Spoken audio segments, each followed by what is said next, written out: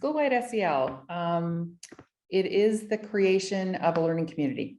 And I really want to focus that word creation because it really is putting together those things around safety and connection and belonging that we know are so core to student learning. And with that, I like to use the metaphor of a broth, making a soup. So really that is the broth. Schoolwide SEL is creating that broth in the culture and core of the learning environment where students feel safe, they feel connected, they feel that they belong. And then when we add explicit SEL skills to that, that's like when we're making soup and we add those meat and potatoes and the things that make the soup hearty and complete. Soup without those things is just not as satisfying, rich, and filling. And so we can create an environment of safety, connection, and belonging, but we also need those skills for students and staff to use in order to really feel like the experience is one where they can connect and grow.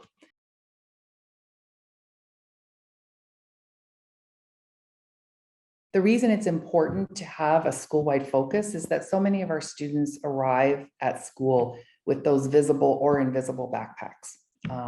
They're filled with challenges like equity and neurodiversity, physical and mental health challenges, and many times they've experienced trauma. And so we know that our systems in our schools, unfortunately, are quite siloed. Teachers teach in a class with a set number of students. Students move from class to class or from teacher to teacher, from year to year, from period to period, to day. But what that means is that a student needs to always adjust to whatever the expectations are of that particular experience in that class. And when we do create a school-wide SEL lens, then there's some common language.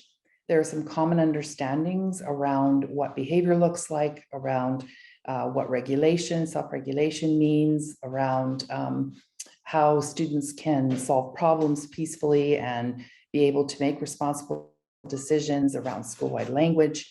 So once there's that school-wide sort of harmony and consistency for students, number one, it feels really safe because they know what to expect.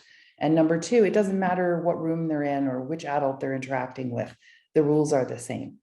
And so I think it's really, really important, and has been proven in research that that kind of consistency is something where students thrive.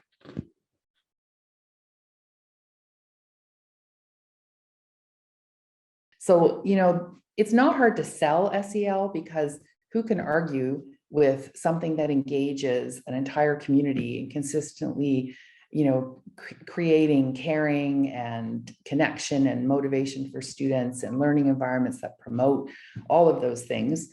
But then where the rubber hits the road is it has to be consistent, and it has to be something that all staff are willing to do, and that there are some key practices that are in place in every classroom.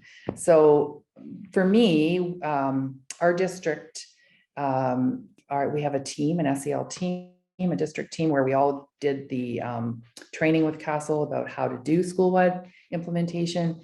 So what we've done is we've reached out to schools that are saying, can you come and help us? Something's going on here. And that's our way in to talk to the school about what's going on. The other way is that we have a district inquiry grant program where schools can apply for money up to $2,000 to pursue some question they have around what's happening in their school. So they're kind of coming at it from both ends. It's either it's a problem or we see something that's missing. And in both those ways, it gives us an opening as a team to go in and work with that school.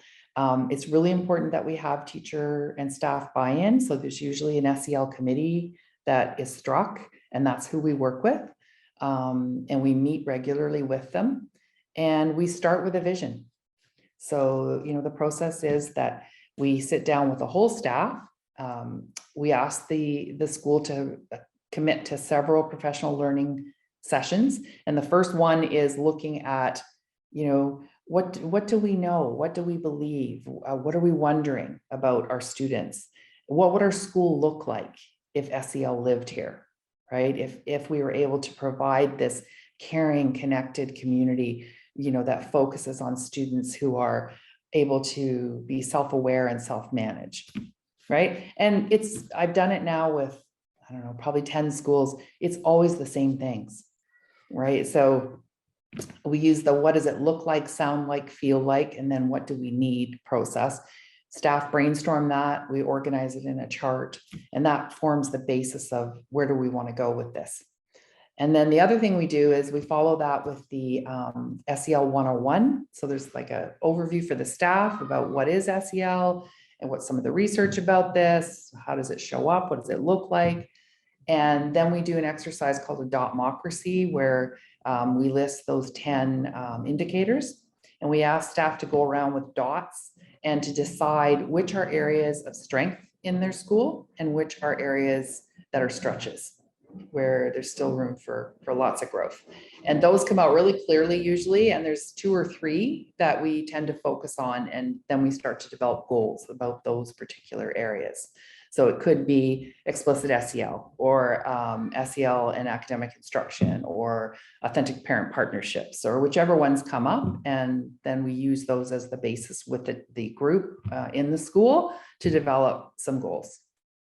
So that's how the process starts. And from there, we actually will go in and help the school decide on an evidence-based program, SEL program, because that is important, right? Those meat and potatoes. And we've used EEs quite a bit in our district. So everyday anxiety strategies for educators. And then we will do the training with the staff, and then we'll also go with them and work alongside and help to bring that to life in the class. And so then we just keep checking in, and that process can take 2 or 3 years.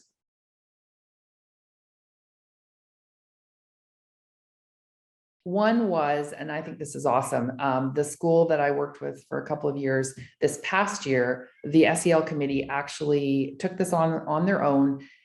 They planned, organized, and led a professional learning day for staff around kernels of SEL. So how do we, infuse SEL in everything we do in our class and our school? So they did it. And I think, to me, that's the mark of success, that they have taken it on now. And the core group in that school, the SEL champions who are part of our committee, they've infused that into the rest of the staff. And that's what we hoped for. So I think that's a really good example. The secondary level, it's been really interesting, because one of the barriers that we've run into is often that educators feel that SEL is for primary. And so we've worked really hard at secondary to build some capacity there. And so we've got schools that are using the mood meter in their classes, and the students have done amazing work, the artwork and the journaling, and just sharing how they're feeling, and that it's becoming quite normal to do that in these classes, that they're starting with a check-in and the kids are all talking about their feelings. I mean, that is remarkable considering where this particular school was 2 years ago. And same thing with another school where they've now embedded it in all their grade 8 work. Next year, they're going to start in grade 9. And we've been able to tie it to mental health literacy in quite a few ways with our student voice pieces, where students are talking about mental health and the importance of being able to talk about their feelings and manage emotions and stress and things like that.